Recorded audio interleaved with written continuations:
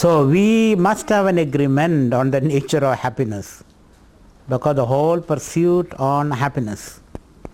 So we must have a definition of happiness.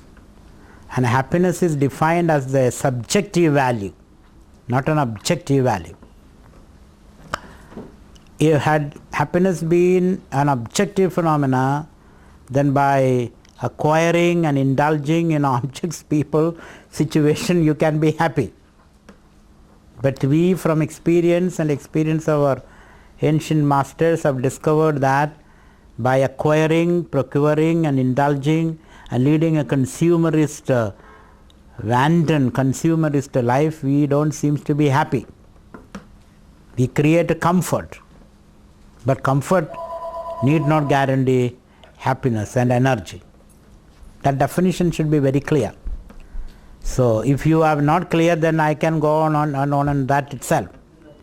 What is happiness? How do you define it? What happens?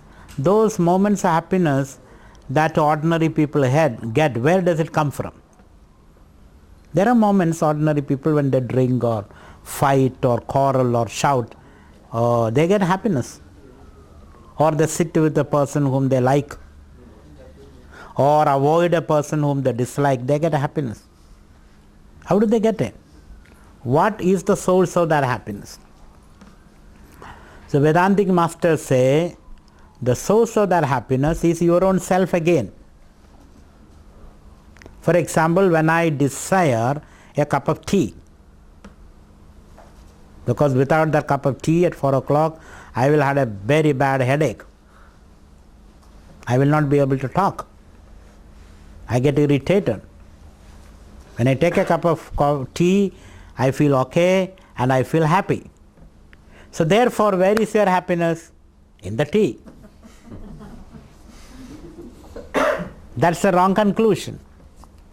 One thing, if you take more and more tea, you are not going to be happy. Because the more tea you take, the more headache you get. Or you become lethargic, because caffeine comes to your body. But at the same time, when I take a cup of tea, it creates happiness.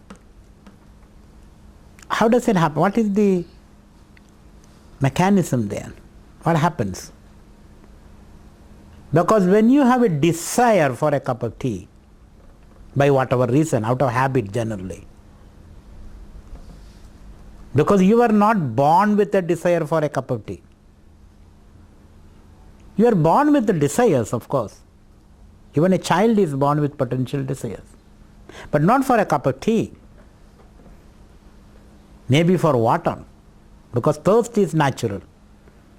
Therefore, desire for water is natural. Desire for a cup of tea is unnatural. It's cultural, I should say. Most of the culture is unnatural. So when you have a desire and the desire is turned toward, desire always needs an object. It has a natural object like water. When you are thirsty, you go for a glass of water. When you drink that, you feel okay. But then you, over a period of time, cultivate a desire for tea. And when you have a desire for tea, mind is disturbed. Where is the tea? If I don't get the tea, I'll get a headache, or etc. And when a desire arises, mind is disturbed. Like when you throw a stone in a pool of water, it creates ripples in that pool of water. And when it creates ripples, you are not able to see the depth of the water, isn't it? You don't see. And when after some time the water quietens, settles, no ripples, again you see the depth of the water. Is it true? Yes.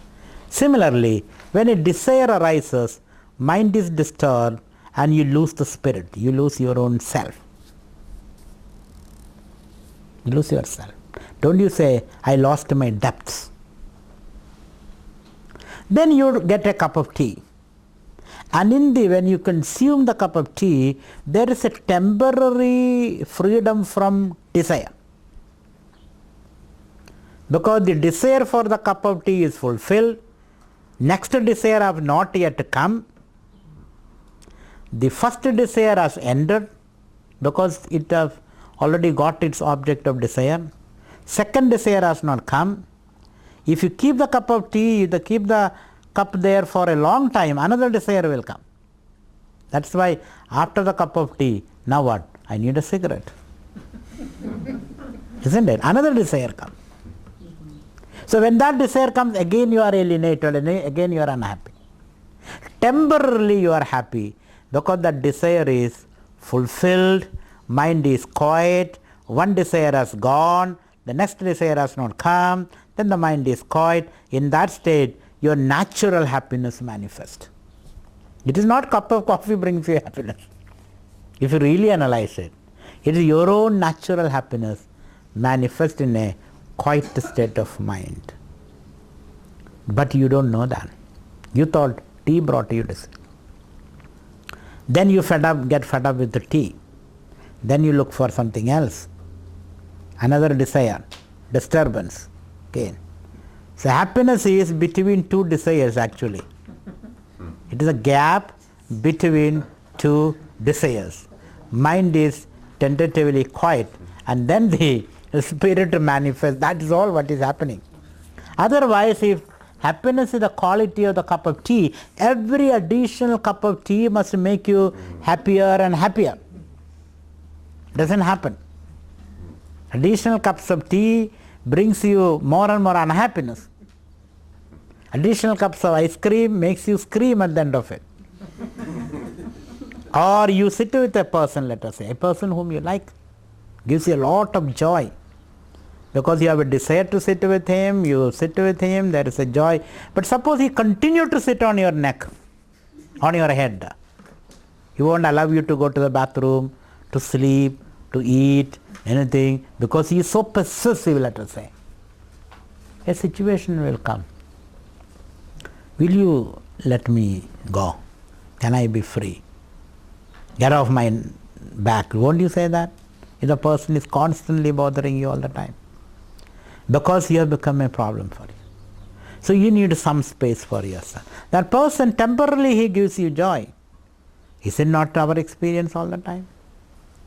You wrote letters in blood, married that person, now you are ready to draw his blood. So happiness is not in the person, not in the place, not in the object, not in an ideology. Happiness is your subjective value. That is the truth. But it looks as though it is coming from outside. And the example given is, I already told you that story, that young man sitting on the bank of a lake, shore of a lake, under a tree. Then he saw a necklace in the lake, golden necklace. Oh God, great. Here is a necklace, and let me get it. He jumped into the lake, dived into the depth of the lake, caught hold of the necklace, came out. When he came out, he saw there is no necklace. There is only a couple of weeds. In he jumped, tried, came out, no necklace. Again he thrice he tried. And then he was so exhausted from that futile effort. Then he thought, let me take some rest. On the back he was lying. Then he saw, lo, the necklace is there. Necklace is on the one of the branches of the tree. A crow has lifted a necklace from where these women were taking bath and put it there. So what was there, you saw the reflection here, and then you are seeking it there. It's not there, sir. You have to look up. To look up means to look inside. Up means inside. So what you see out there is only a reflection of things here. That is our experience. And one has to, and as a happy person, you can relate with others. It will give you a lot of joy. You can relate with others, lot of joy. Because your joy gets expression then. Otherwise you are quietly joyous. As a happy person, you are quietly joyous. A happy person, when you meet others, you express your joy. That's how you celebrate. But as an unhappy person, when you meet another, you express your unhappiness only. That's why for any relationship to be lasting, has to be a relationship between two happy people who does not seek happiness from each other. If I seek happiness from you, I will come to a very, very disappointing and frustrating end, because nobody can make me happy. Why? Because nobody can give me happiness. Happiness is my own nature. I have to realize it. Nobody can give you, nobody can take it away from you. So this basic understanding is very important for this discussion. Otherwise you will be somewhere and I will be somewhere else. The basic understanding is happiness is a subjective referral, subjective value, not objective. Then these contemplation become meaningful. And does that mean after that you won't meet with the people? Because I am already a happy person, I have nothing to do with you. No. When I am a happy person, I want to meet. I want to relate. When I am unhappy, I want to sulk in a corner. I have no energy. So happy people, they are creative, they are cooperative, they are relative with the people, because that brings their inner joy. So the basic teaching is find your happiness in yourself, for that know thyself. Socrates in dictum. Know thyself. One has to know yourself. That's the only way to be a happy person. And such people, when they come together, there is celebration. Otherwise, there is only misery and suffering. There is no celebration at all. I will be periodically coming back to it, like a storyteller. Storyteller, periodically they have to repeat the story. In Ramayana you find every time the story is repeated. That Sita meets these rishis, she tells her story. Oh, I was born here, then I was married, then I came to Rama, then Rama was sent to the forest, then we are here. Then she sees another rishi, again she repeats. So the poet gets an opportunity to repeat. The stories have to be repeated again and again. So whenever I get a opportunity, I will repeat the story. The story of happiness. When are you? How are you happy? What is the secret of happiness? The secret of happiness is your own self. Some people, happiness is in the mind. That also is not true. Happiness is not in the mind. Happiness is in the self. Self is something beyond the mind. Mind can be watched, objectified. Self cannot be watched and objectified, because you are the self. Can you see the color of your own eyes? No. Can you ride on your own back? Can you be run over a car which you are driving? You are driving. No. Similarly, you cannot objectify yourself. So you are, so to realize that is a little difficult. Nobody can put the self in a box and then show you, or in a test tube and show you. It requires great contemplative mind. Continue. Now, anejadekam manaso. So this sloga, this mantra, Asurya namate loga, you can explain it in a very elaborate way. The dark world we are talking about is either your negative mind, the mind full of negativity. When you see sick people, mentally sick people, you know that, how much darkness they have created for themselves. There is so much darkness they have created, and they are living in that. So it's your own creation, the world of the ego, the world of ignorance, the world of jealousy, the world of anger. That's the world of darkness we are talking about. The world of desire, endless desires. That's the world of darkness we are talking about. Now let us try to transcend that world in which we are now by contemplating upon the self, the happiness which is the nature of the self. We are contemplating. The more we contemplate, the more happiness we get, not pleasure. Now let us distinguish between pleasure and happiness. Pleasure is when you indulge in a desire. What you get is pleasure. When you indulge in a desire comes, procure the object of the desire, indulge in that. Then what you get is called pleasure. Happiness is when you contemplate. You are not indulging in a desire, you are only watching your desire. When you watch your desire, what you get is happiness. When you follow your desire, fall into your desire, indulge in your desire, what you get is pleasure. Pleasure will lead to pain. Happiness will lead to energy. Plenty of energy you get. That is what brings you the strength.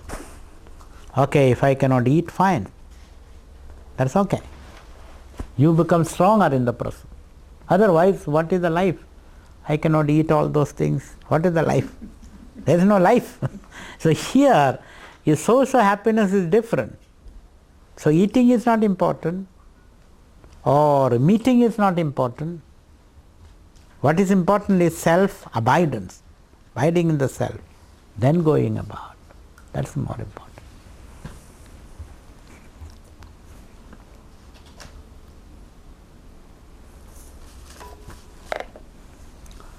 So,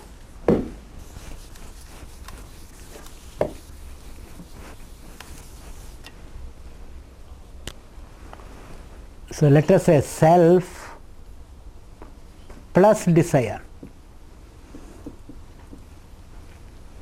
Self plus desire. Where is your attention now? Object. When there is a desire in the mind, mind is desire, full of desires. So self plus desire is turned to the object. And this is an unhappy state.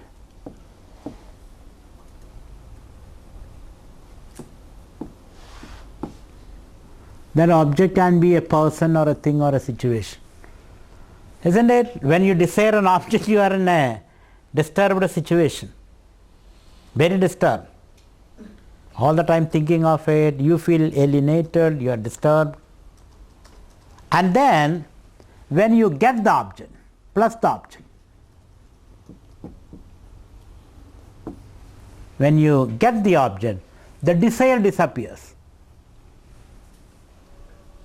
Mind becomes desireless.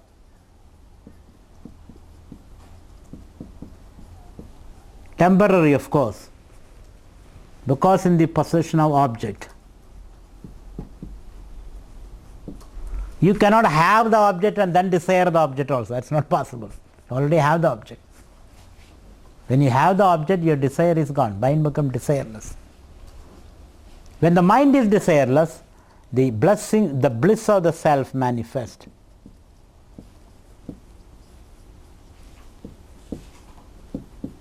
That's why you say, I am happy. So I am happy. That experience is not because coming from the object, but it's a light coming from the self. Temporarily, mind becomes desireless. Again the desire comes because you cannot live with the object all the time. Either the object goes or you become disgusted with the object. Then another desire comes. Yes? Seeking self-realization and God, the ultimate desire every human being has. Yes. So what you do, you instead of desiring the object for happiness, I make it very clear. Instead of desiring the object for happiness, desire the self for happiness. desire self for happiness. So far you have been desiring objects, persons for happiness. Now you are desiring the self for happiness. This is called Shubhecha, noble desire. Buddha says it, noble desire. Shankaracharya also says, Shubhecha, a noble desire. The other is ignoble desires. When you desire for the self, you realize the self. When you realize the self, you are naturally happy. Thereafter, you can desire any object. Whether you get it or not, you are happy. Whether you get the object, you are happy. If you don't get it, then also you are happy. Your happiness is not compromised in the presence or absence of objects. The object is there, you are happy. If they are not there, you are happy. Your happiness is neither more nor less. That's a very wonderful. So happily you can desire thereafter. Not for happiness. Happily you can desire. Not for happiness. The happily desiring is a state of creativity. Desiring for happiness is a state of reactivity. You are reacting in that state. When you are happily desiring, it is a state of creativity. You become very creative. If you are unhappily desiring, it's a state of reactivity. Reaction and creativity. That's the difference.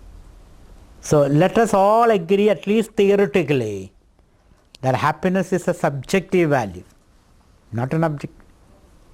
We can always bring the critique. You can always critique that proposition or that assumption that happiness is a subjective value. We can critique it, but then we cannot proceed then. We have to critique, again come to this assumption, then proceed forward. Happiness is not an objective value. That's what we all have learned from experience. And once that attitude comes, we are not running after objects. Objects will run after you. You become like a magnet. You don't have to run after objects at all. So if that is understood, happiness is objective value, we all are seeking happiness. Now with these two slokas, we are trying to get into ourselves. How do you reach that state? With the help of the following two slokas, we will be doing that. So that's the end of this session. We will reassemble here at 6:30.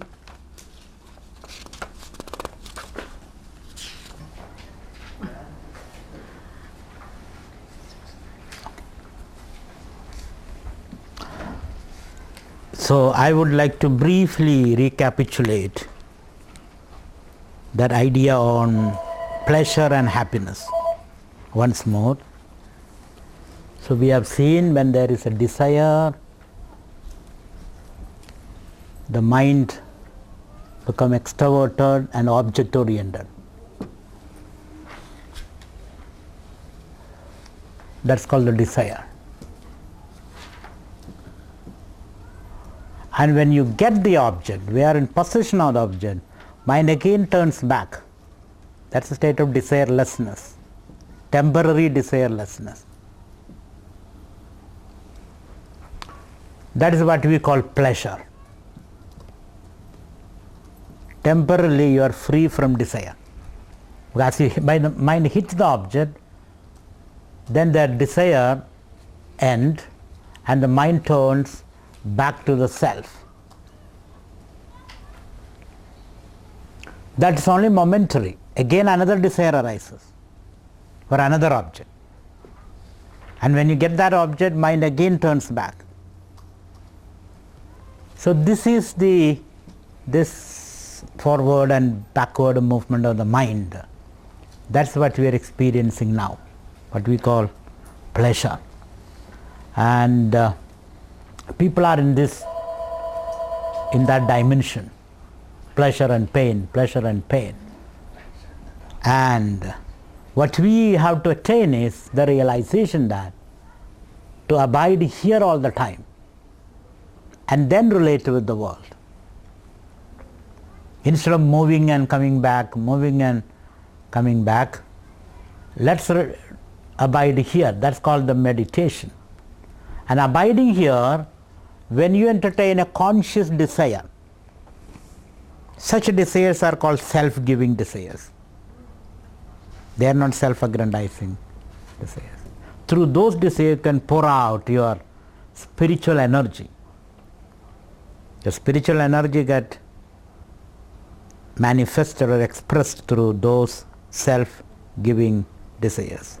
It is in that state you call ecstasy. You are invoking that infinite power and consciousness. That's one idea we have to keep in mind. So according to Vedanta, all happiness that you get, whether by fulfilling a desire or detaching from a desire, when you fulfill a desire, the bliss of the self manifests in that desireless mind temporarily. When you are in a state of enlightenment, you are abiding in the self permanently. That's the difference between a temporary fulfillment, which you call pleasure, and a permanent self-abidance, which we call bliss or ecstasy or inner joy. So we are in search of this. It is this idea which many religious people try to expound in many ways, that your bliss is in your own self. Many religious people explain it in many ways. So most of the religion says that you have to escape from the world. Most of the apocalyptic religions, the Semitic religions, they think of an end to the world. The world will come to an end. Some people said sooner than later. So the end of the world is envisaged because the world is too much. So the religious masters, they promise that the world will come to an end, and we are all waiting for that. One day the world will come to an end. So some people say the world will come to an end and the kingdom of heaven will descend or ascend or whatever. That's one idea. All happiness. Then we are all happy. I mean, some people will be roasted in the hell. That is their problem, but we all will be happy. That's one idea of the apocalyptic idea. A day will come when the world will end. There also ending of the world is very important. The Buddha, he said there is no world to end. From the Buddhist concept, there is no world, shunyam, there is no world to end. You have to only see it. See the formless in the form. See the worldlessness in the world, according to Buddha. That is his idea. When I see this table, this particular form, I must be able to see the formlessness. Because the table was not there once upon a time, it will not be there after some time, therefore in between also doesn't exist. After all, the table is only an assemblage of many constituent parts, and therefore the table is only a name, it's only an idea of the mind for the Buddha. The Buddha said there is no world. Therefore, there is no suffering. Suffering is only clinging to the world, thinking that it is real. When you no more cling to the world, understanding that the world is unreal, then there is no suffering. And Patanjali said, apart from the world, there is a space of consciousness which is full of bliss and joy. So move into that space. Get a transfer to that place. From this world of Nama, Rupa, get a transfer. Patanjali's idea. How do you do that? End thought modification. By ending your thought modification, meaning don't desire anything. Then you end your thought modification, then you automatically get catapulted, pitchforked into that space of consciousness and bliss. That is Patanjali's idea, that idea. Whereas the Shankaras, Vedantic idea is there is no world other than God. So see God everywhere and be happy. So you have basically these four ideas religious people play about. One is they say the world will come to an end and the kingdom of heaven will manifest. When? It will come. Believe me and it will come.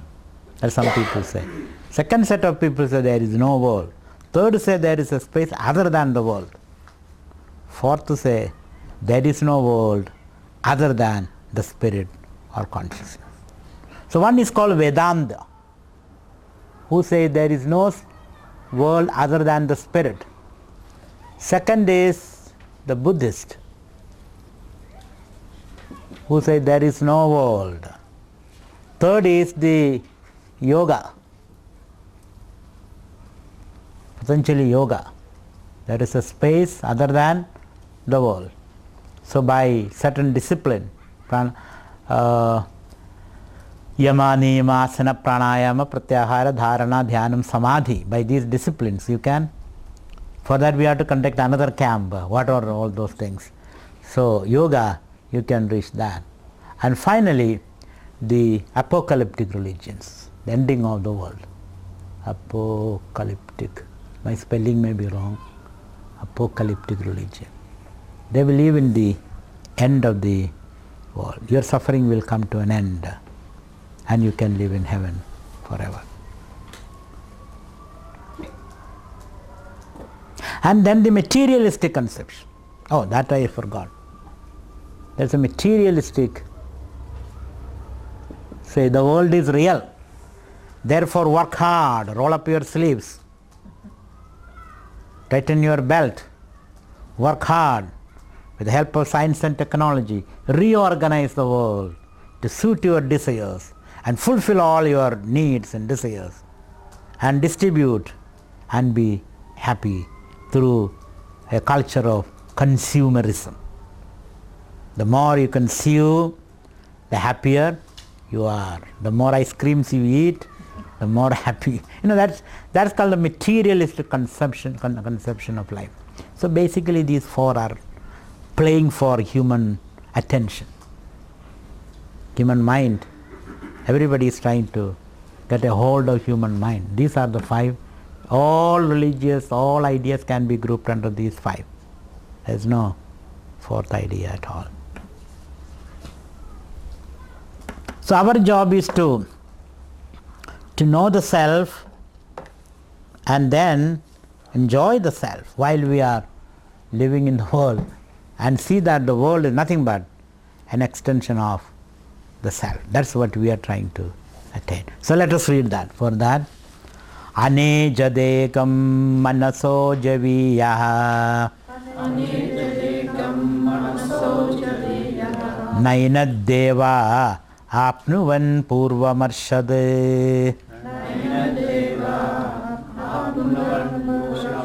tadhavadonya natteditishthad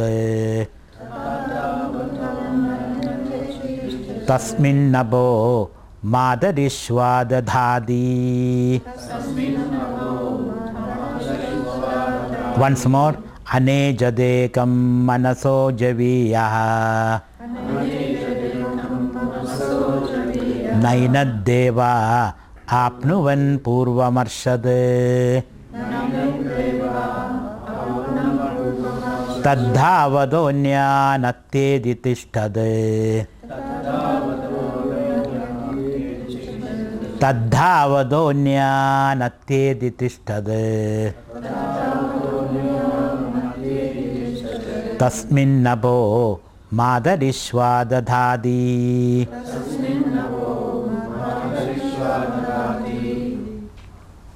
So our pursuit, we are trying to understand the self, which is not separate from ourselves, and abide there with the help of these words. So your job is made very simple. He said, just follow this meaning of these words. It will help you to abide in yourself. So what does these words say? about the self. The first word used is anejad. Anejad. That is the first word. Anejad means without any motion or unmoving.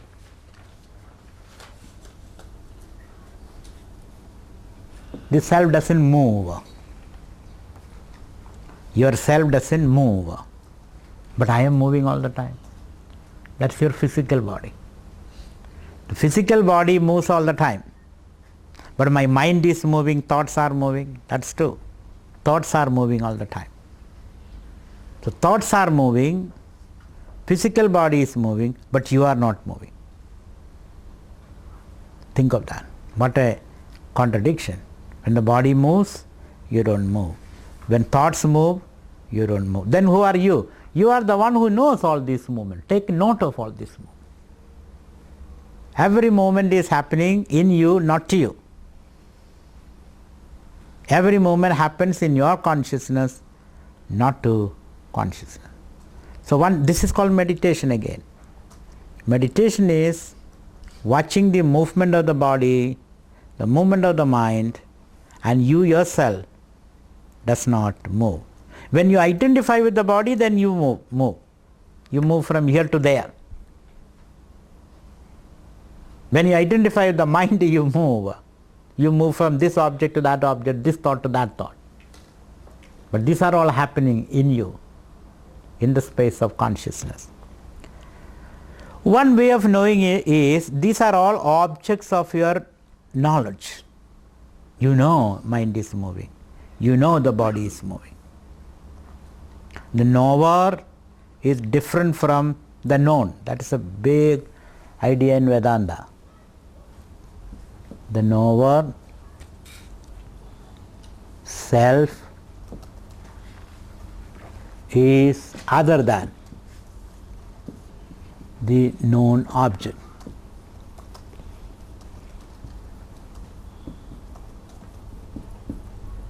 Object and mind. Mind also is an object, of course. The knower self is other than the known object. That's one of the Vedantic insight. The rishis through meditation have discovered that. So when you sit, in that state you don't have to even sit for meditation. Because who is sitting? Who is the sit? Who is the one who sits? The body. Who is the one who thinks that he is sitting? The mind. Who is the one who knows the mind who thinks that the body is sitting? That's the self. That is how one has to think about it.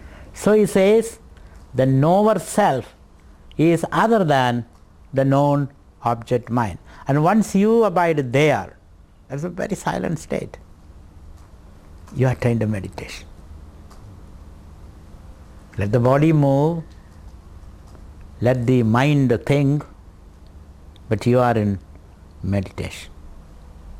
Otherwise you may sit physically quiet, but still the mind is wandering. Then you suppress the mind. Then you create a new ego.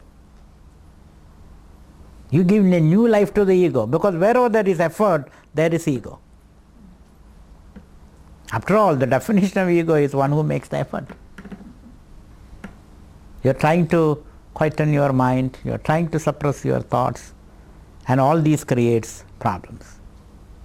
So therefore, what one should do is watch the body, watch the mind, and then you slip into the state of meditation effortlessly. Yes? Can you not achieve that through a watching of the breath? Yeah, you watch the breath, then what happens is, when you watch the breath, mind become quiet. Yeah. You watch your thoughts. Thoughts also become quiet. That's what is happening. But through the breath, watching the breath, you are able to watch your thoughts. You watch your mind. So the key is the breath, because the mind and its movement is related to the breath. That's why you approach the mind through the breath. And when you breathe quietly, your body also becomes quiet. So the body-mind connections. Body, breath, mind, connections.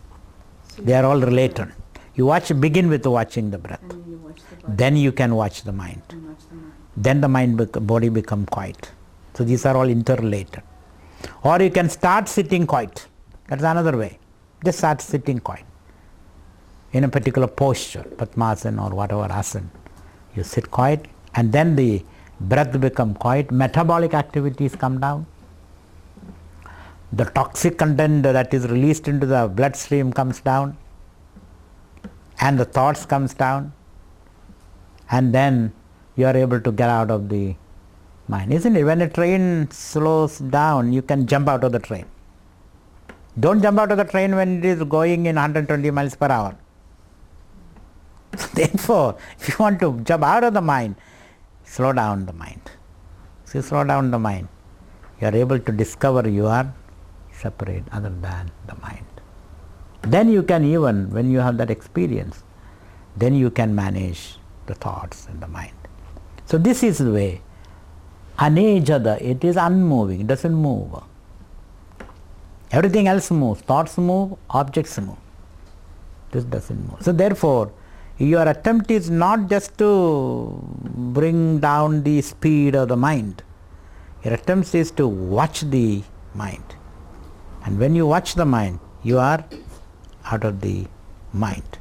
Then you discover mind moves like a train moves in the space of consciousness.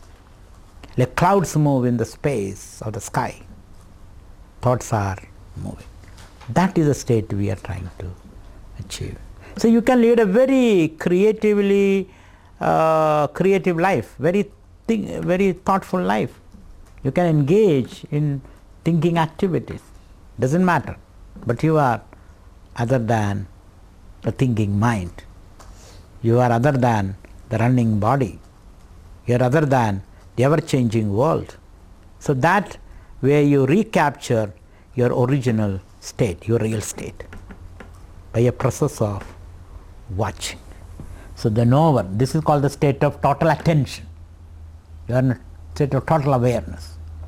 Awareness of all this. The knower self is other than the known object and mind. So anejada, doesn't move. So to discover that, you don't have to, what my idea is that you don't have to suppress the mind to realize this. You have to only watch the mind to realize this. But to make it possible, you start with watching the breath, controlling the breath, creating positive thoughts. These are all preparations for enabling that watchful state of mind. But these preparations are necessary. So sometimes a deeper aspect of the mind, which has understood all this, you are not reached there, but a higher mind you create. You create a two mind. One is the lower mind, which is habituated to all the lifestyles. The other is the higher mind, which took interest, listened, understood. So sometimes the higher mind watches the lower mind, catching one elephant by a trained elephant. A wild elephant, to catch a wild elephant, you use a trained elephant. Both are elephants only. But who is motivating all this? You.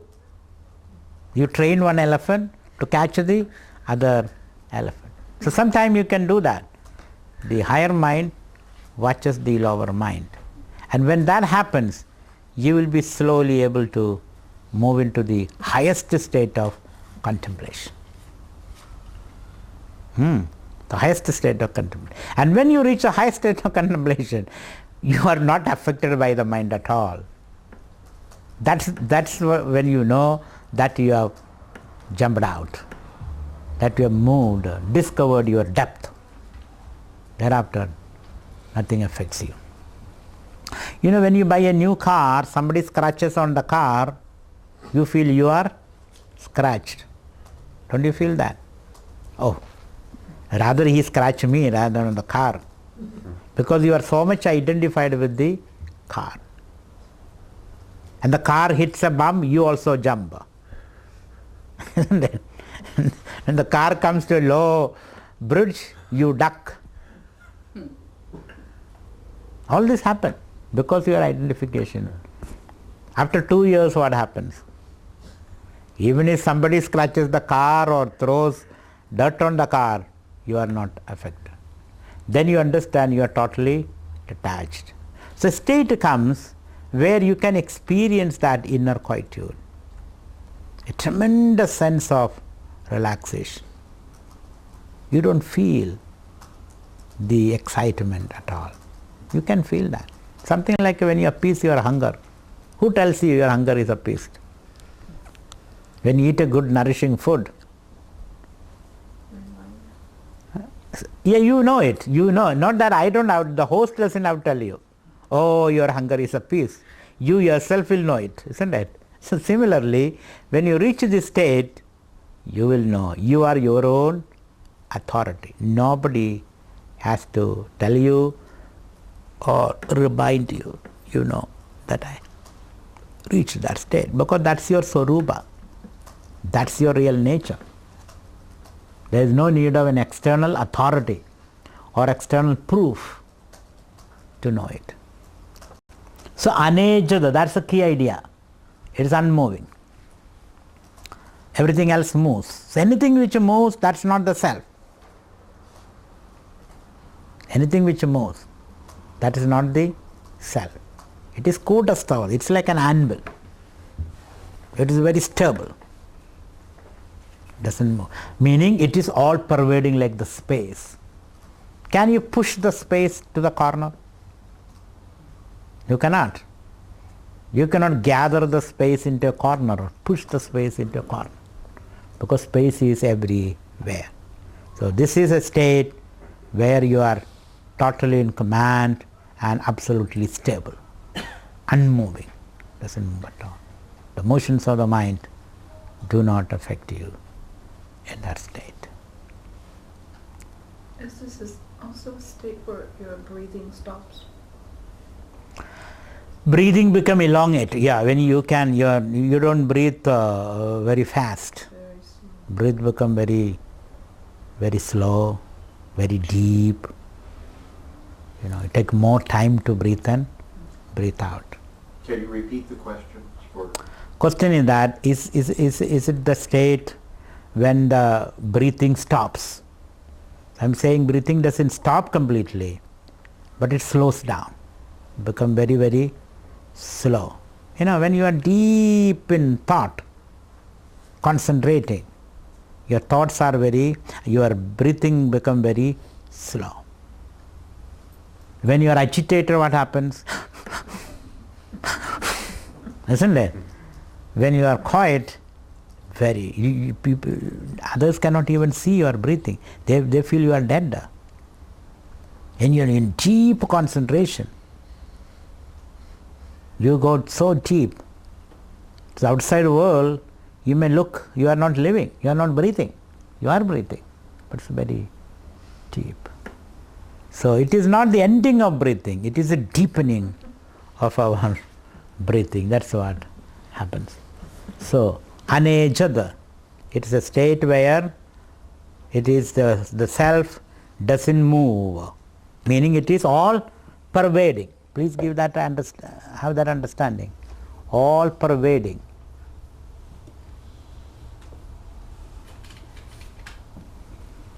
In a happy state, there is no compulsive movements.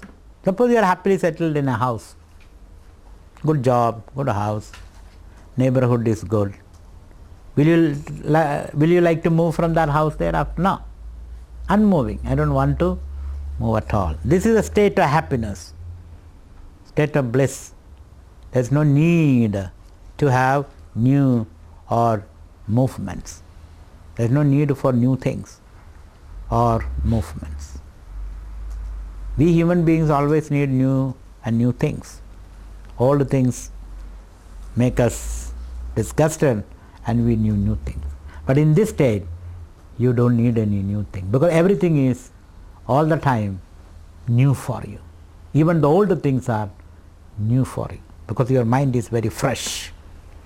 So, all pervading, unmoving, anejada. And another idea about this is ekam. Ekam means one without a second.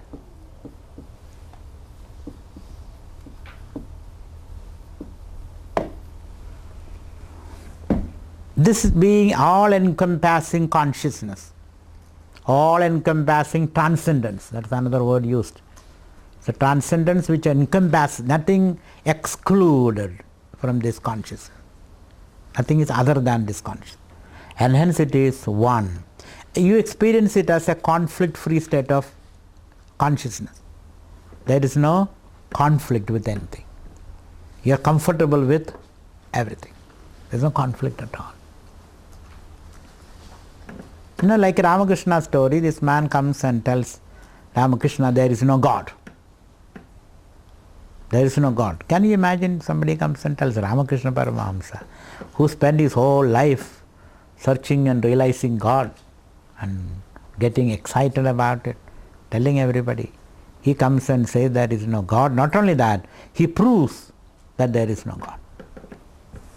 When he did that, Ramakrishna got up and prostrated. He just prostrated. And he was very happy. He says, you are the greatest man in the world. Everybody was stunned.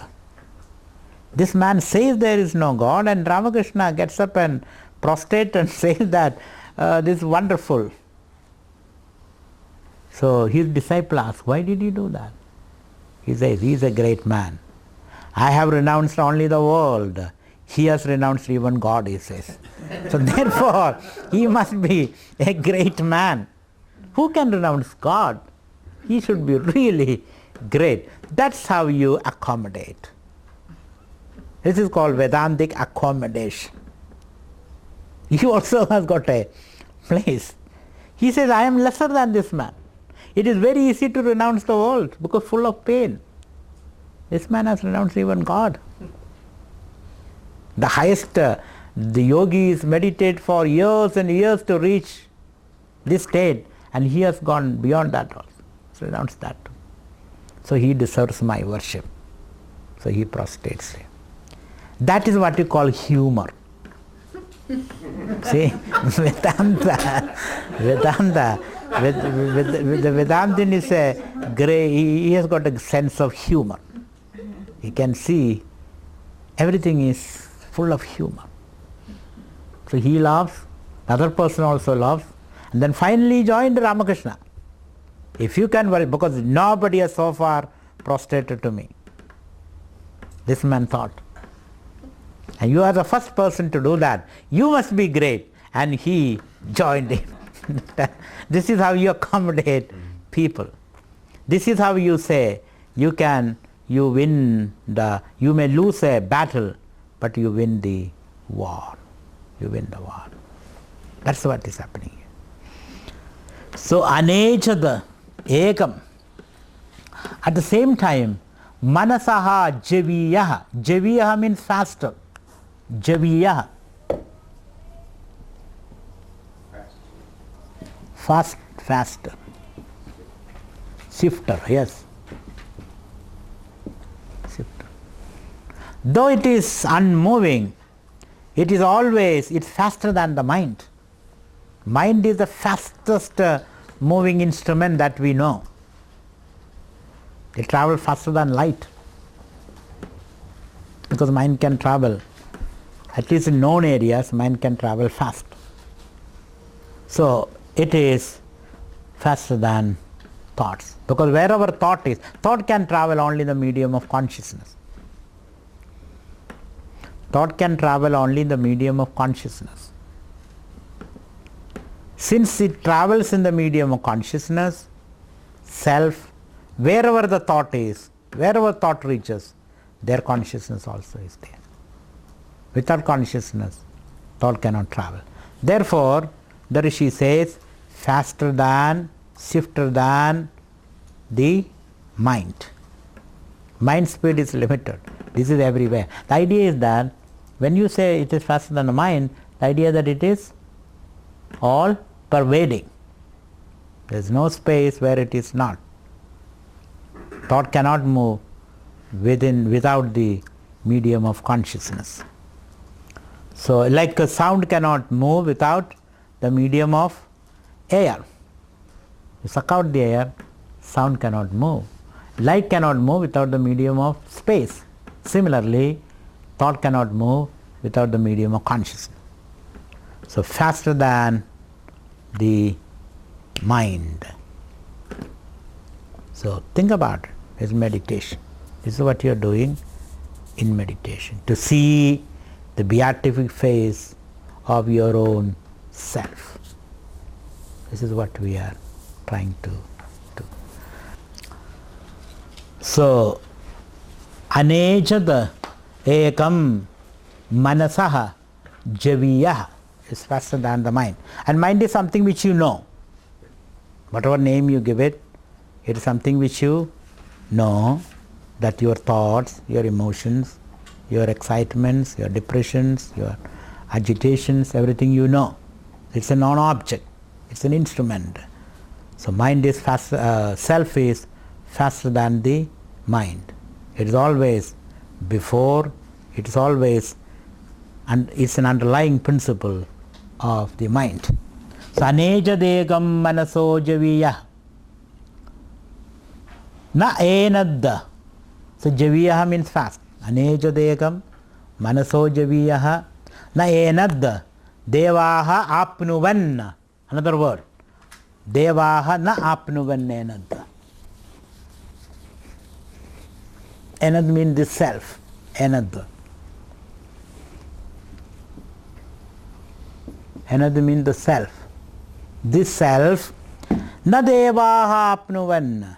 Apnuvan means get or see. So the deva or reach, apnuvan.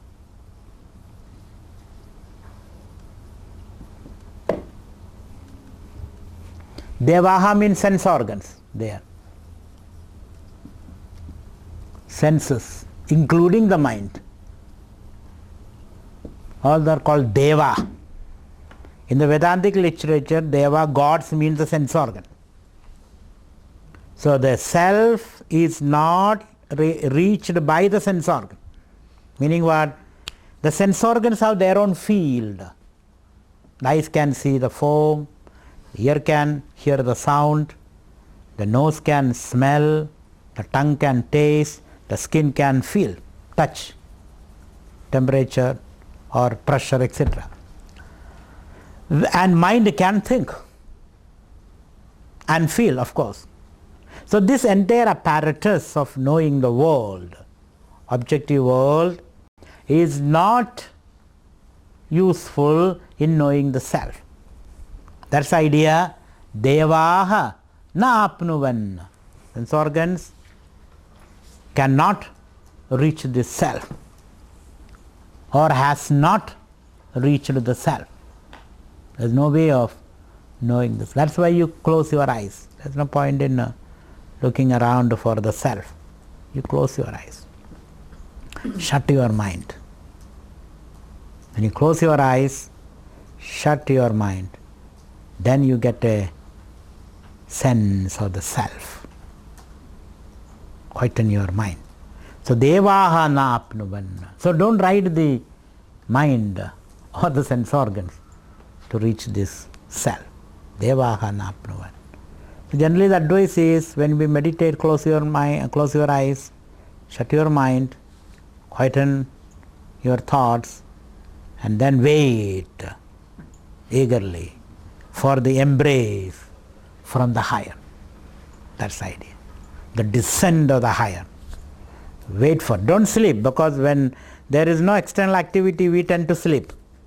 Oh, nothing to see, nothing to touch, nothing to say, nothing to think, so let me sleep. That is the definition of sleep. No, you are alert, but we are absolutely quiet. In that state, the self manifests as a gift. It comes as an experience, very deep experience. So now enad means this, devaha napnuvan. Sense organs cannot reach there. Sense organ can reach only the sensate world, the material world, not this, not devaha apnuvan. At the same time, you are very alert because something is to be seen, experienced. But you have no way of seeing or experiencing. You are just lying in that state, sitting in that state, in great anxiety, great expectation. Not expectation for the ordinary things. You are waiting. At that moment, like Buddha, ihasane shushyadu me shariram takasti mamsam vilayam chayadu aprapya bodhim nijakalpadullabham nai vasanat kayamidat chalishe. That's what Buddha says ultimately. He did all these practices, experiments, pranayama, then fasting, and then all those, everything he did.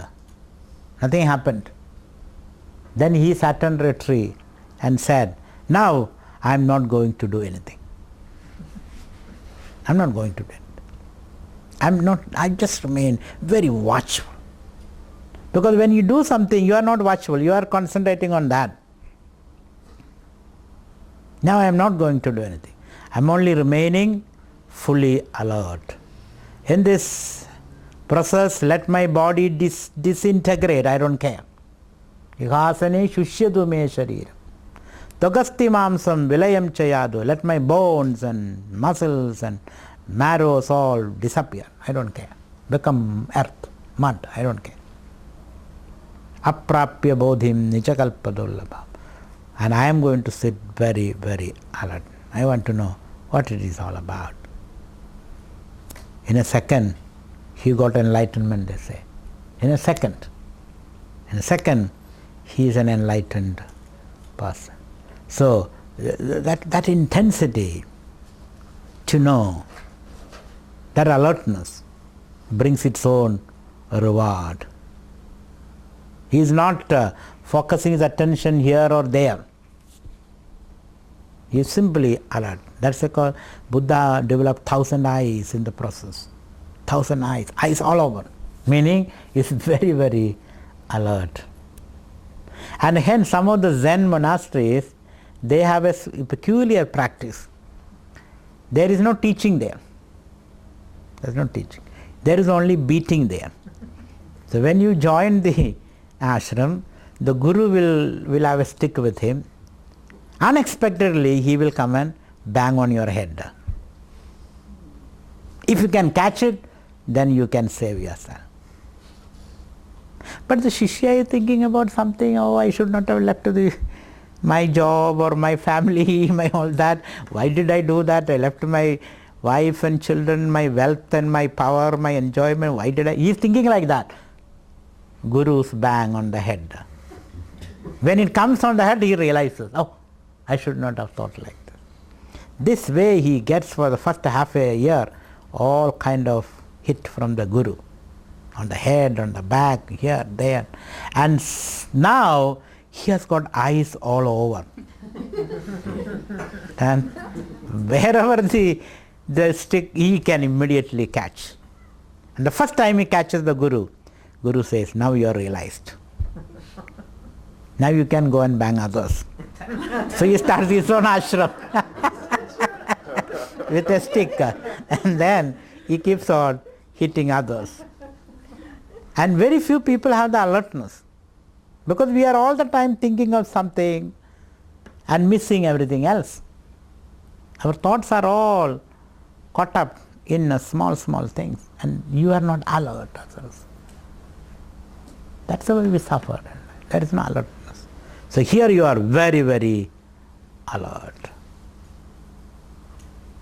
And if you can catch the stick and give one to the Guru, then you are a super Guru.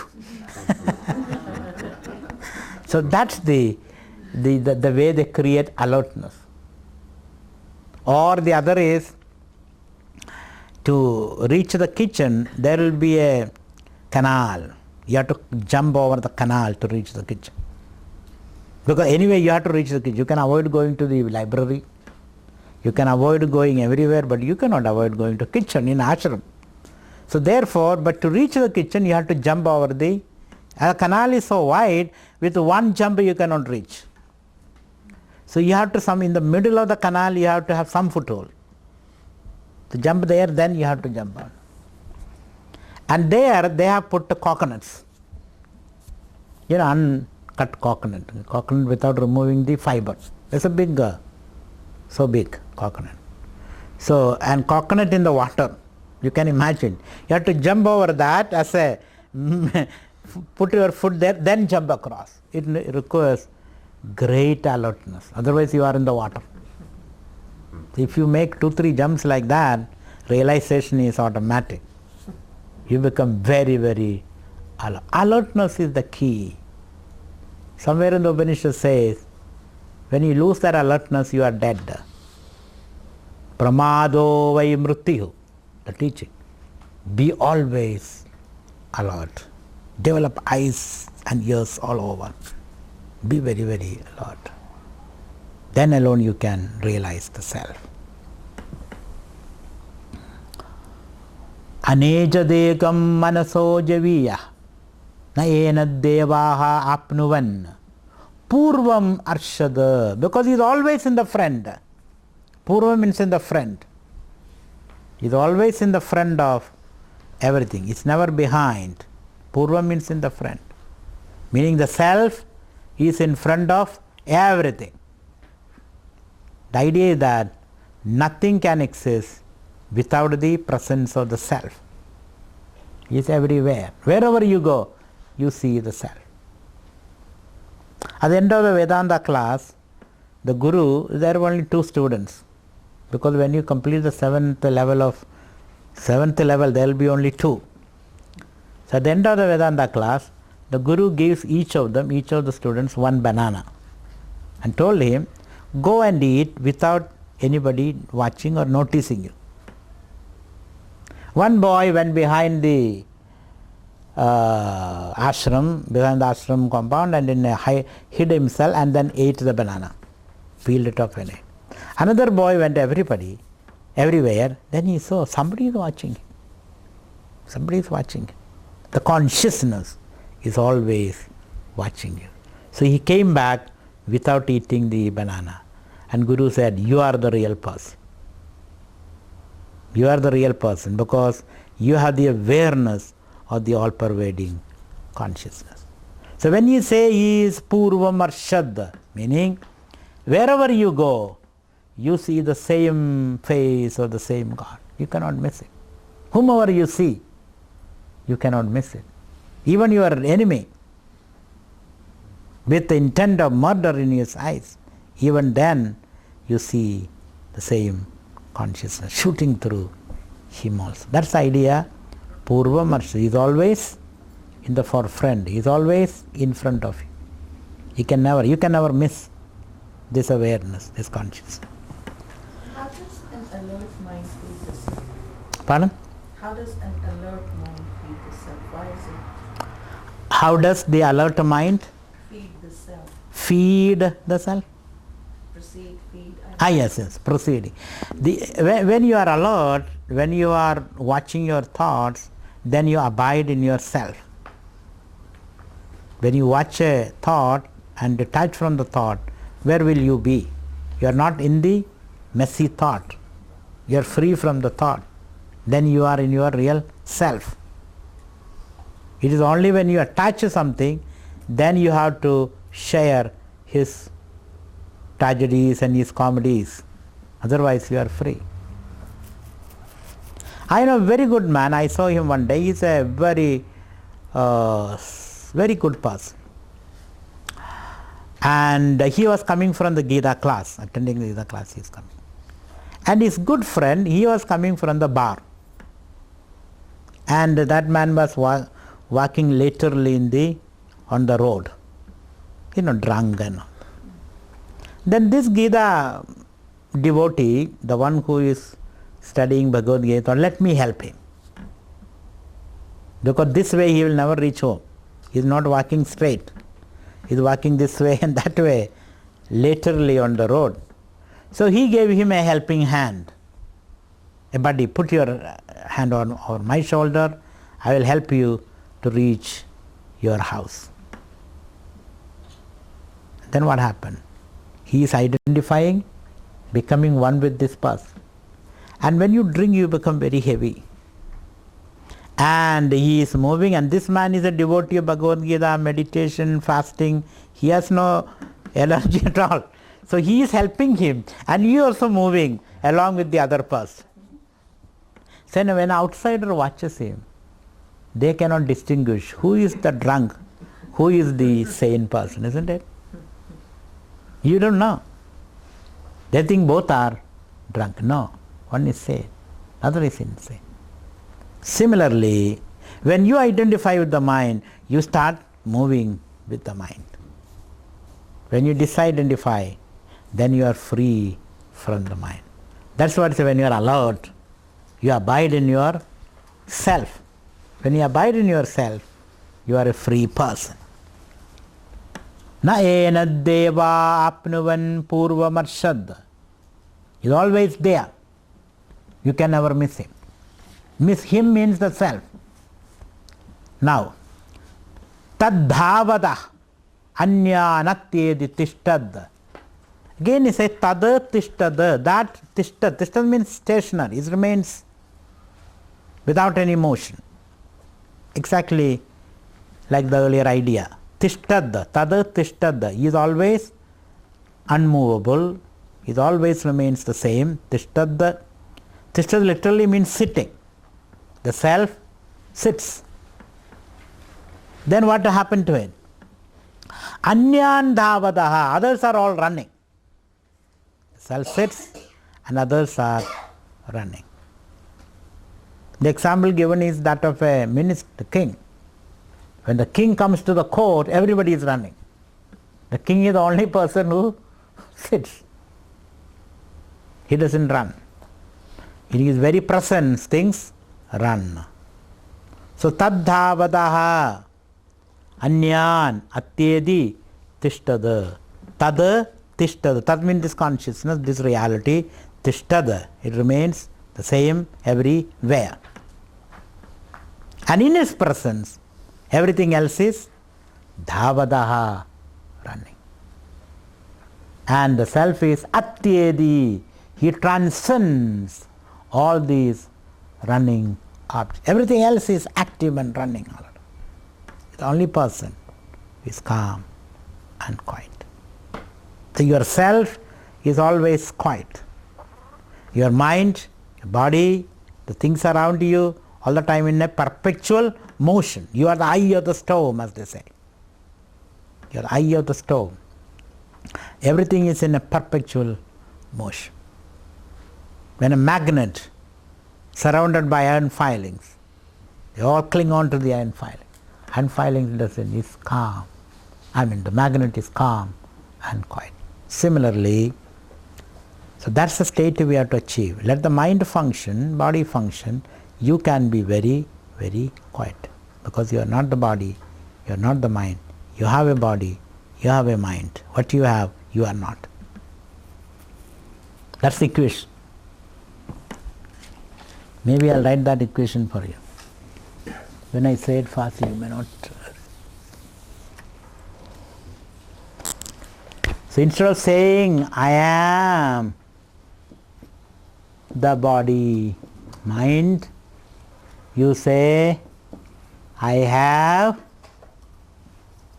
the body, mind, and what I have, I am not. I am the body, mind. That's not true. That's not right. This is the right thing.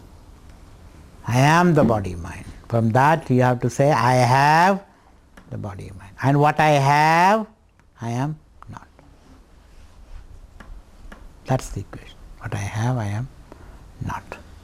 And that is meditation. That realization is meditation. So taddhavadaha anyanatyedi tishtad remains quiet.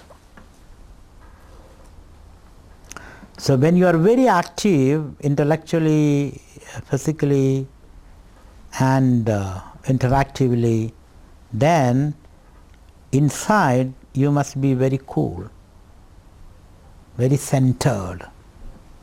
That's what it is. That comes out of practice. Very centered. You can be active. So your physical and intellectual activity doesn't affect the self.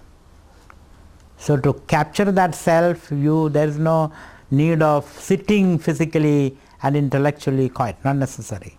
What is necessary is realizing your nature.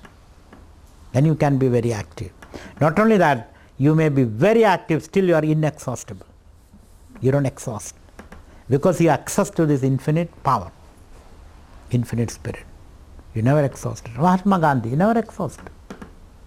Age 78. You never exhausted. There's no exhaustion for you. Because you access direct connection to the infinite self.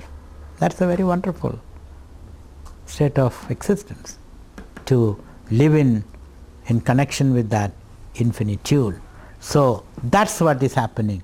Tad dhavadaha anyan atyedi tishtad.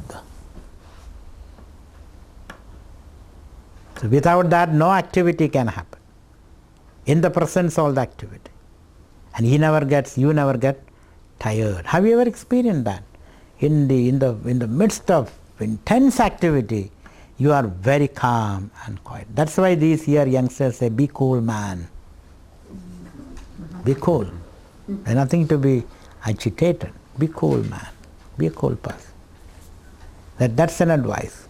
Be balanced and cool. Then you get access to it. So you don't have to stop thinking. You don't have to stop living. Without stopping all this, you can get access to the spirit by a quiet frame, by this detached attitude. Taddhavadaha jnanatyedi tishtad.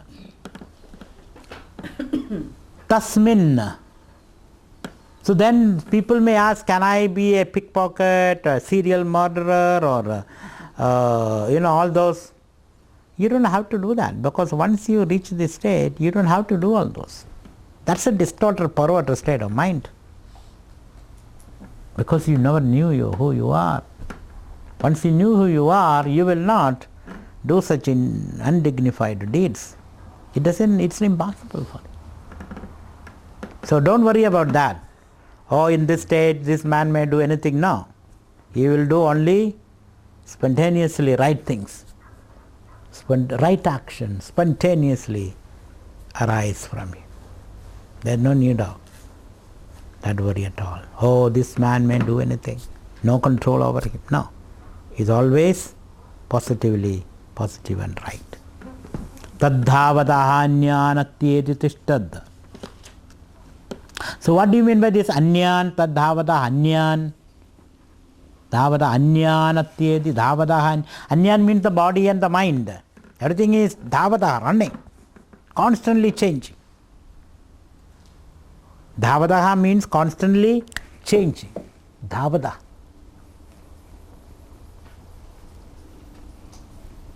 Meaning changing. But he is the only person. Reality doesn't change. Meaning it's inexhaustible. When you say changeless, the idea is inexhaustible. There's an inexhaustible source of energy. Doesn't change at all. Inexhaustible. It's like oil in Saudi Arabia. You can hit anywhere. Boom, oil, petrol, oil, Saudi Arabia. Inexhaustible. They're sitting on the largest reservoir of oil. Similarly, it is inexhaustible. That's the idea of changeless. Because changeless gives you an idea of you sitting like a pillar or a stone. No. The idea is that it is always plenty of energy, can be tapped, and still it remains the same. We have seen the whole world comes out of it. Still it is the same, rich and inexhaustible. The whole world is manifested. You and I, when we build a small house, we are thoroughly exhausted. Money is finished, energy is gone, people cannot even recognize. Here he says, The whole world can come out of it. Still, you are inexhaustible. Buddha walked 40 years in the villages of Bihar. He was never exhausted.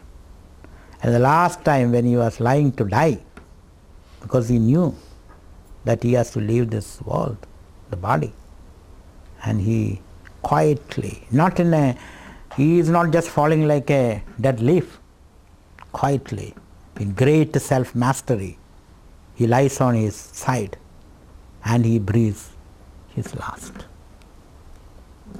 That is the sign of your mastery, quietly. There is no noise, there is no beating the chest and calling people, help me, nothing. Quietly, Socrates quietly drinks the poison, hemlock, and peacefully leaves this world.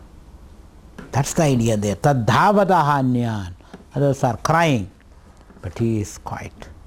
Dhavadahanyan atyedi tishtad. Tasmin nabo madarishwa dadadi. It is in the presence of this self, tasmin. Tasmins mean in the presence of the self.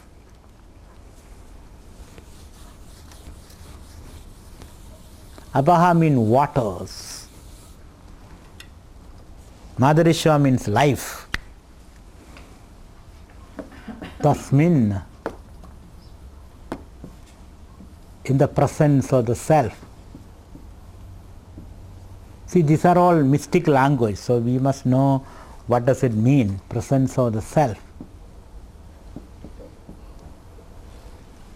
Apaha, waters. Water is the source of life. So from consciousness, water comes. Water is the source of life. So consciousness is greater than life. Life is only the expression, one expression of consciousness, of receiving and responding to stimulus. So it is in the presence of this, Abaha, water, life principles, creates life. Madarishwa.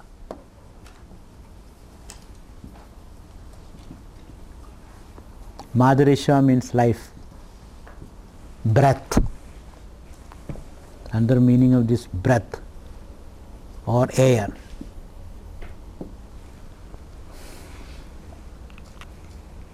So you can see these three layers of existence: consciousness, then the life principle, which is represented by water, because all life first originated in water, and then the manifest life, breath. All these are emergent from the same consciousness. They emerge from the same consciousness. So tasmin nabo madarishwa dadadi. That's why they say you must drink water and breathe well. Drink 8 glasses of water every day, because water is the source of life. Don't avoid drinking water. So to breathe also, breathe well, deeply. That is, these two things will keep you going. If you don't drink water and breathe, you know what will happen. So, tasmin nabo madarishwa dadadi, consciousness, in the presence of it, water, the life principle, creates many life forms. Dadadi means keeps or maintains life. So these are the just general strokes. The Rishi's idea is to take you to consciousness. Rishi's idea is not to talk about water and air and all that.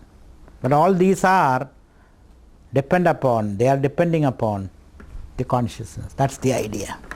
So our attention is always taken back to the consciousness, from the moving to the stable consciousness, from the expression of life to the source of life. Things are active, this is quiet. But still in the presence of it, everything happens. And identify with that and remain in that state of consciousness. That's what you have to do when you are active in this world. So anejade, let's read that now. Anejadekam manaso javiyaha. Nainadeva apnuvan purvamarshad Tadhavadonyan atteditishtad Tasminnapo Madarishwadadhadi.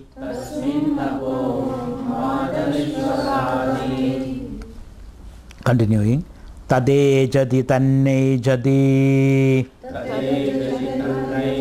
Taddure tadvandige Tadandarasya sarvasya Tadu sarvasya asya bhahyadaha. Here the rishi is engaged in a language of contradiction, just to create a certain stillness, to lift you out of your thinking process, ordinary thinking process, the dualistic thinking process. Now we are thinking in a certain mode of thinking. Rishi wants to lift you from that mode of thinking. So he says, to lift you from that mode of thinking, the mind has to become alert but thought free, to realize the self. You cannot suppress you cannot say I have to kill the ego, because there is no ego to kill. Because the very effort to kill the ego become a cause for the creation of the manifestation of the ego. At the same time, you cannot say there is no ego also. If you say there is no ego, there is another ego. Oh, I am not egoist. So there is a tension. The tension is that you cannot say there is no ego, you cannot say there is ego also. Shankara calls it, that is the nature of existence. You have to live with it, be alert. Then what will you do? What's the state now of mind?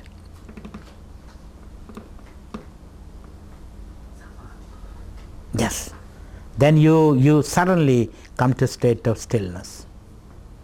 So whenever you feel I have to eliminate the ego, immediately think there is no ego to eliminate. But when you think there is no ego, then you experience the ego.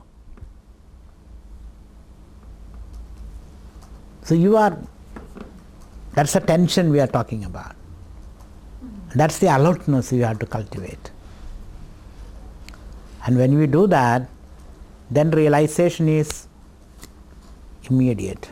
Otherwise, you wait and wait and wait and wait. The more you wait, the more you will have to wait. So we have to make it immediate, instantaneous. So you got the tension. It's a spiritual tension. So you have to live with that tension. So Upanishad is not wanting you to do anything at this point, because you have done a lot of things. You have done a lot of things. You read a lot, you did that, and you're tired of all this. So therefore Upanishad says you don't have to do anything. Or keep doing whatever you are doing. That's not the point here. We're trying to take you to a state of non-doing and non-knowing. So doing is over. Now your attempt is to be. How to be, not what to do. Not what to do. You know that famous conflict between Confucius and Tai Ching or the Davos? Lao Tzu and Confucius. Lao Tzu said, do nothing. Confucius said, do for nothing. There's a lot of interesting, very interesting. Do nothing. Because when you do nothing, that itself becomes a doing. To do nothing. Yes. You're doing. You're trying to do nothing. When you try to do nothing, then it's a big doing. Therefore, Confucius says, better is do for nothing. After all, you are doing something now. Do for nothing. That's a better state of rather than trying to do nothing. Continue to do whatever you are doing. But do it for nothing. Why are you doing it? Nothing. For nothing. Which Oh, is yeah. very Vedantic. Of course. Because then you're not doing it for fruits of your actions. Yes, yes. Yes. Yes. You do for nothing. Instead of doing nothing, do for nothing. Both has its own meaning. Unless you do for nothing, you cannot gain the state of doing nothing. And unless you gain the state of doing nothing, you cannot be in the being. So, tasmin nabo matarishwa dadadi. Now, the language of contradiction. It is just to still your mind. Because mind thinks in terms of concepts and action. Mind tells you, what should I do? Tell me clearly, should I go this way, that way?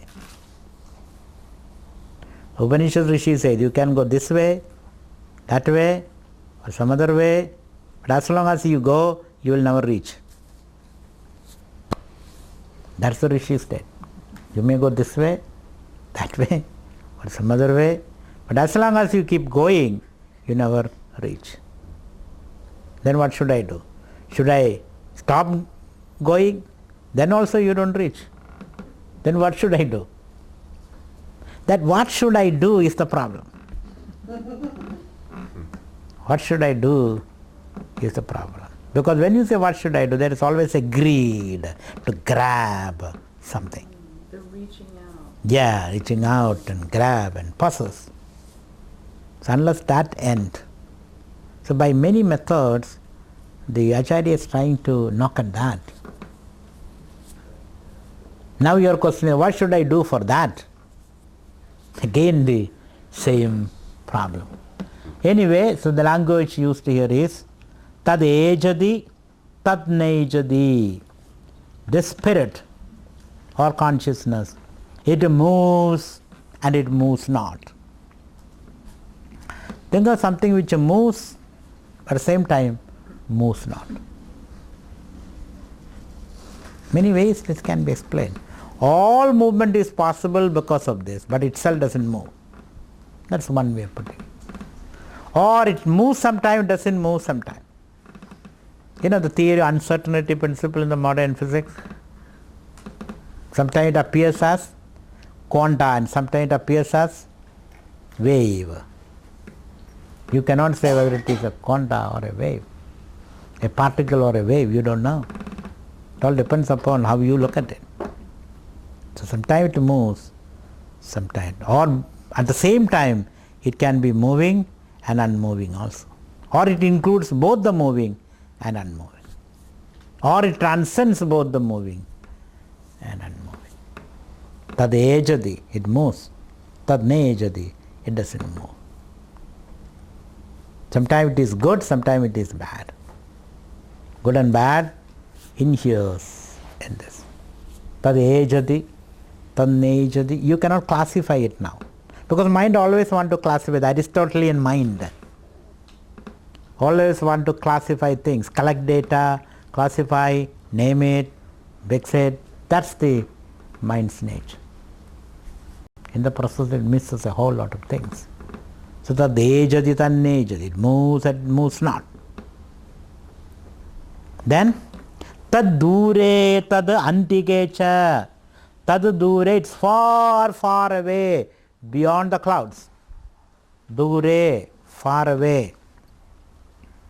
And in the next verse, the Guru says, Andikecha, at the same time it is the nearest too. Farther than the farthest, nearer than the nearest. Think about it. What is that? Farthest and the nearest. So whenever you think it is farthest, immediately you must know it is nearest also. Whenever you think it is not moving, immediately you must think it is moving on. That's why Jesus Christ, somebody said, Jesus Christ, you are the greatest person I have seen. So I say, you are wrong. I am not the greatest person. I am the most useless person I have ever seen. Christ says in Bible. At the same time he asked Peter, who do you think I am? Peter says, you are the incarnation. Christ said, don't tell anybody. Don't tell anybody. I am the incarnation. So this is contradictory. One time he says, buy swords. All my disciples should have a sword. Peter had a sword. And when the mobs tried to molest or attack Christ, Peter charges into them with the swords. Christ stops him and says, put your sword into your sheath, into the sheath.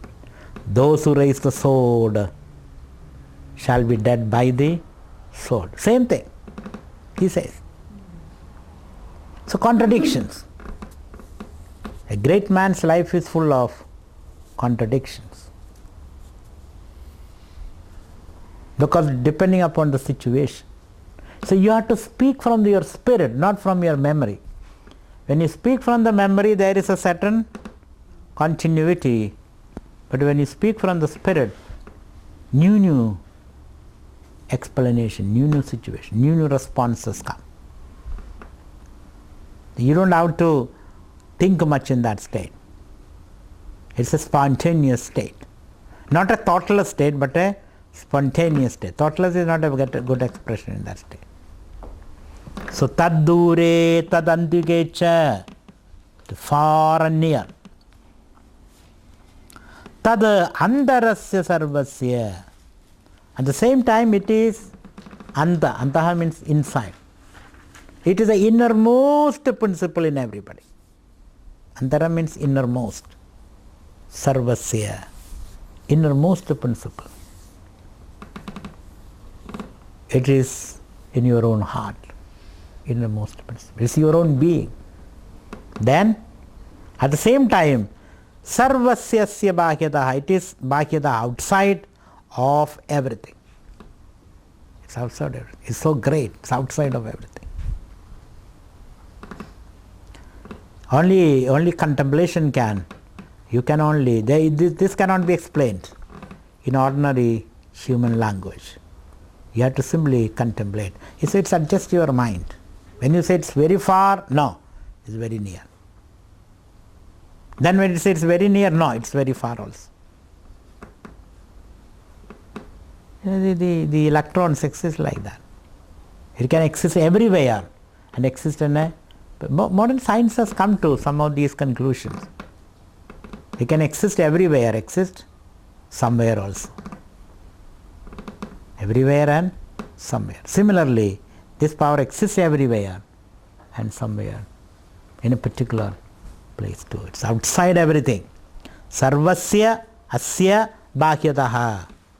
And at the same time, inside of everything. So it's both inside, outside, far, near. It moves and it moves not. What is that? You are that. It's like the Sphinx asking Ulysses. Ulysses crosses the Sphinx in Egypt and Sphinx says, stop there. Nobody has crossed my shadow. Unless they answer these questions. If you fail to answer, you will drop dead. What are those? Okay, tell me the question.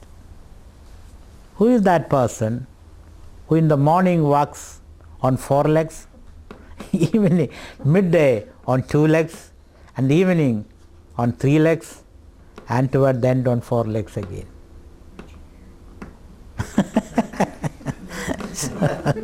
So Ulysses said, me, I am the one.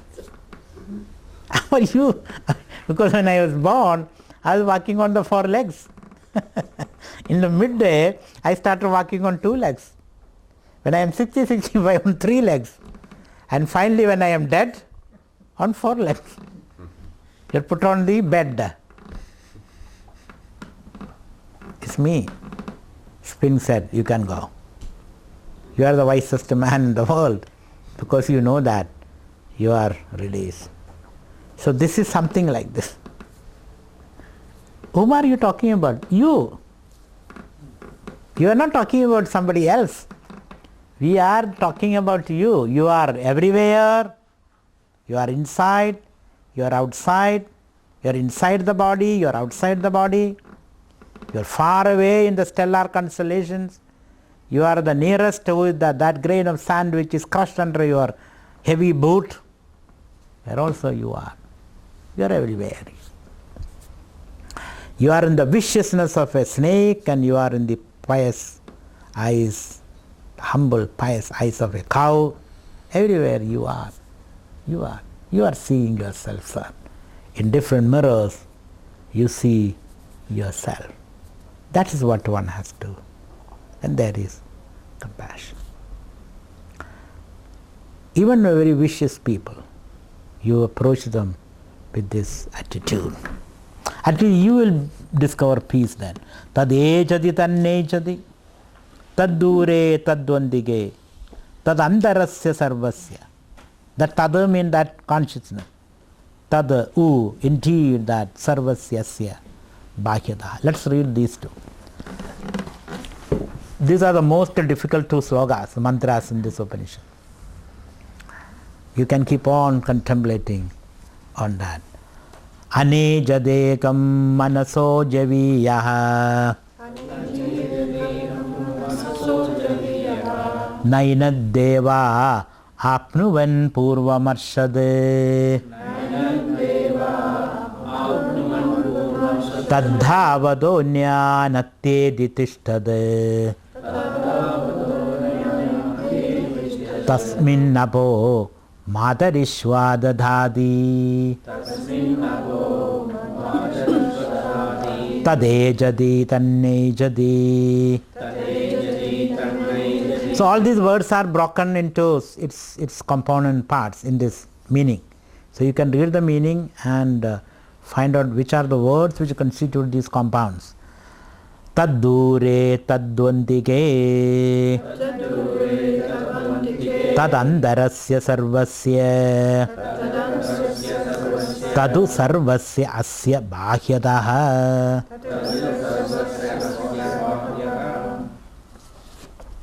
And when this realization comes, when you realize yourself in terms of these two slokas, this is how you have to realize yourself.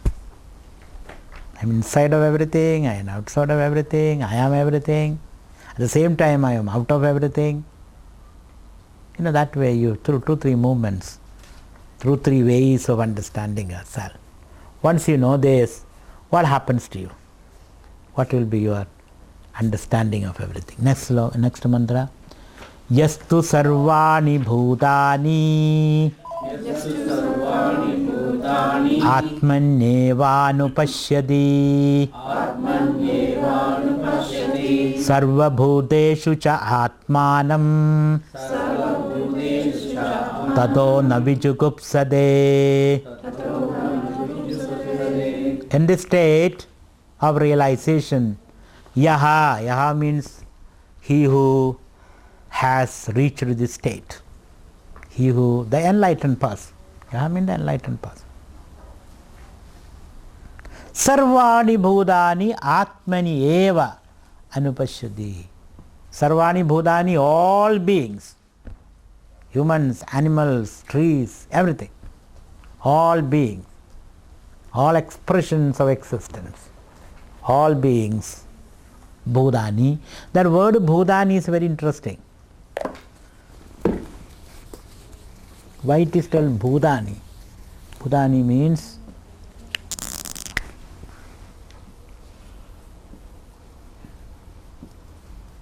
Bhudani. Bhudani means that appears and disappears. That's the meaning of Bhudani. We all do that. Somebody was in his deathbed and his good friend went and told him, you appear very good. You appear good. So he said, I am not thinking of my appearance now, I am thinking of my disappearance now. Understand? So you appear and disappear. Anything which appears and disappears is called Bhudani. All beings are subject to that law. That which appears must disappear. Manifest must unmanifest. So these Bhudani, whether it is human beings or gods or angels or devils or trees or whatever, maybe even a atom or a electron, whatever appears and disappears. Where this bubbling universe appear and disappear? This bubbling, this universe in me. Everything appear and disappear in me. Yahattu sarvani bhudani. This appearing and disappearing universe. Atmani eva anupashyadi. Anupashyadi means to see, experience. Experience in his self, in his atma. The whole world spins in myself, in my consciousness. Outside your consciousness nothing can exist. Yastu sarvani bhudani atmani eva anupashyadi. In my consciousness, everything exists. Can you point out anything which is not in your consciousness? Anything? Try. Anything which is not in your consciousness, try to show me. The moment you try to, it's in your consciousness. That's why you are trying to show me. So there is nothing in this world which is outside your consciousness. And once you know that, sarvani bhudani atmani, atma means in own conscious, anupashyadi, he sees. He sees everything, experience everything in himself. Sarvani bhudani atmani eva anupashyadi. Anupashyadi constantly sees. He sees that these are me. And not only that, everything is in you. That does sarva bhudeshu cha atmanam, and you are living in all beings also. Every being live in you and you live in all beings. It's a wonderful state. Otherwise you may say, oh, I am everything in me, but then I am the master of everything and everything is subjected to me. No. Everything is in you and you are in everything else. That's the idea. So then you can identify even the humblest creature in this world. If somebody is mad, you are in him who is mad. Somebody is sane, you are in him who is sane. Somebody is stupid, you are in him who is stupid. So don't call anybody stupid. In fact, you are calling yourself stupid. Better don't say anything, don't judge, just watch. So that way you can see yourself reflected in everybody and everybody reflected in you. Yasmin sarvani bhudani atmani eva anupashyadi sarva bhudeshu cha atman tadaha na vichugupsade. Then what happens? Thereafter there is no vichugupsa, there is no hatredness at all. Vichugupsa means hatred, recoiling. You don't recoil from anything. You hate nothing. You are in empathy with everything because you are seeing the same self in everything. That is the real meaning of compassion. Compassion is not you feel pity for the other person. Oh, I pity him, he is suffering. No, that's not compassion. Compassion is seeing yourself, your own self in him. And what kind of self is that? Not the miserable self. It is not a kind of pity. You are seeing that immortal self in the other. Then alone compassion is proper. You see the immortal self. He met with an accident and he is lying in a mangled bundle of flesh, gasping for his last breath. Even then you see the immortal self in him. Then you pick him up. Otherwise you have no right to do that. You better let him die. You go there and to lift him because you see yourself, the immortal self in him. So that's the attitude. Unless we see the immortal self, we cannot help the other person. We can only feel sympathy and pity. He is suffering, I am also suffering, two sufferers. Birds of the same feather flock together. I suffer, you also suffer, so let us vote together. That is not compassion, is seeing that infinite self which is in you. Then you can invoke him, you can inspire him, you can bring out the best out of him. and he can help him die a hero's death. That also is important. We don't have to save everybody from death. Death is not such a calamity. If somebody is dying, let him die peacefully. But see the immortal self in him. So, natataha vichukupsade. Thereafter, there is no recoiling from anybody. There is complete sympathy and compassion. I wouldn't use the word sympathy, compassion. Compassion is detached passion. When passion becomes attached, then it becomes emotion. This is detached passion. And therefore he says compassion is passion for all. Natataha vichukupsade. So vichukupsa. Vichukupsa. Hatredness.